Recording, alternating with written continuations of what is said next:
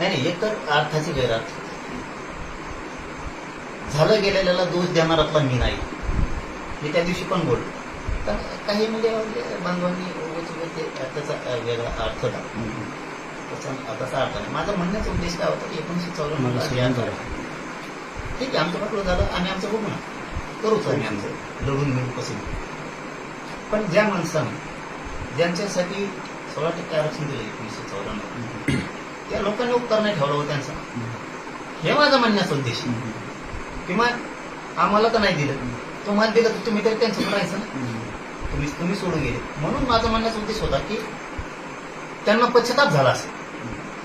आपण यांना 16% आरक्षण दिलं तरी यांना उपकार नाही राहिला. उपकाराची परत पिढा शिकली, एक माणूस जवळ राहिला, त्याच्यापेक्षा मराठ्यांना दिलं असतं तर बरं झालं असतं. हे त्यांना आता पश्चाताप येत असेल. हा, मी त्याची बोलण्याचा पण अर्थच तो आहे एखाद्या वेळेस, आणि खरंच येत पण असं. मी ज्या माणसांना आरक्षण दिलं 16%, ते लोक आज कचाकच आपल्या विरोधात बोलून घालणार शिवाय देते.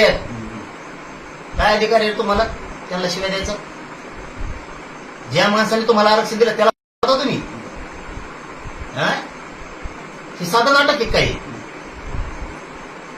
आणि मग त्यांना पश्चाताप येत असेल ना, ज्यांना दिलं तेच आपल्या बरोबर नाही, त्याच्यापेक्षा मराठ्याला पण दिलं असतं तर बरं झालं असतं, असा पश्चाताप येत असेल. असं म्हणणे आता 54 झालं गेलं, ते आता त्या विषयात उकरून काढण्यात मजा नाही.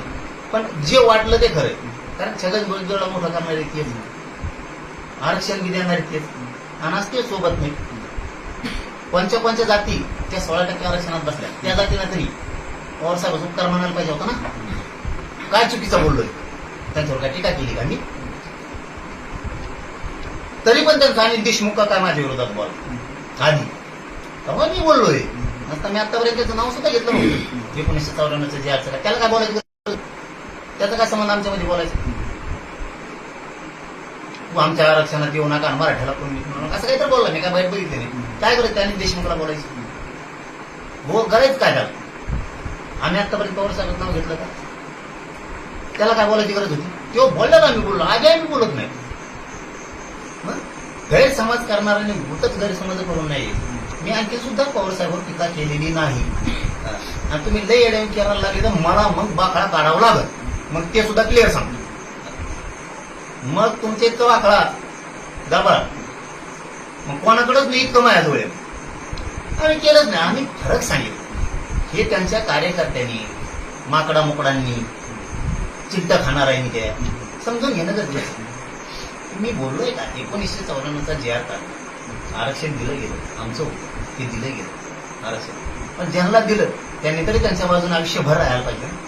ते सापाला दूध पाजल्यासारखं झालं. साहेबांनी साप मोठी केली, आमचं वाटलं झालं. पण आमचं झालं तर आम्ही लढू मिळू, हरकत नाही.